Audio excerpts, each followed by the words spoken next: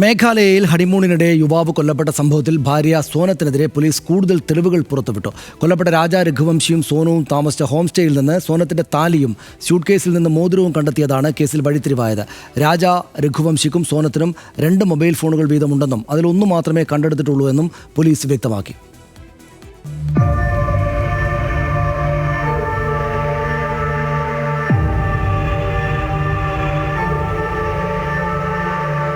Honeymoon കൊലപാതകത്തിൽ പ്രതികളുടെ ചോദ്യം ചെയ്യൽ തുടരുകയാണ്. ഇൻഡോർ സ്വദേശി രാജ രഘുവംശിയെ മേഘാലയയിൽ എത്തിച്ച് കൊലപ്പെടുത്താൻ സോനത്തിന് വിവിധ പദ്ധതികൾ ഉണ്ടായിരുന്നതായി പോലീസ് പറയുന്നു. ഗുവാഹത്തിയിലെ കാമാഖ്യ ക്ഷേത്രത്തിൽ വഴിപാട് നടത്തിയ ശേഷം മാത്രമേ വിവാഹം നടത്താൻ അനുവദിക്കൂവെന്ന് സോനം രാജ രഘുവംശിയോട് പറഞ്ഞിരുന്നു.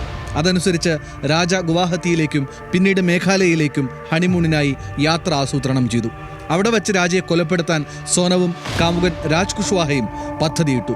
മെയ് 11 ഇൻഡോറിൽ വെച്ച് സോനവും രാജയും വിവാഹിതരായി. മെയ് 20 അസമിലെ ഗുവാഹത്തി വഴി മേഘാലയയിൽ എത്തി.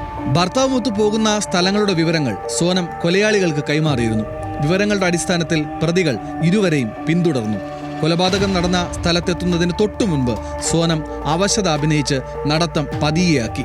സോനം നൽകിയ നിർദ്ദേശത്തിനനുസരിച്ച് കൊലയാളികൾ രാജ രഘുവംശിയെ ആക്രമിച്ചു. എല്ലാം കണ്ടുനിന്ന സോനം മൃതദേഹം കൊക്കയിലേക്കെറിയാൻ പ്രതികളെ സഹായിച്ചുവെന്നും പോലീസ് പറഞ്ഞു.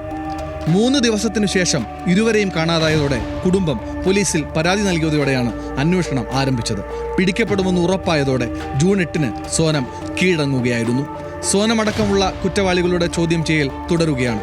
കേസിൽ സോനത്തിന്റെ കാമുകൻ രാജ് കുഷ്വാഹ, വിശാൽ ചൗഹാൻ, ആകാശ് രജപുത്, ആനന്ദ് കുർമി എന്നിവരാണ് പിടിയിലായത്.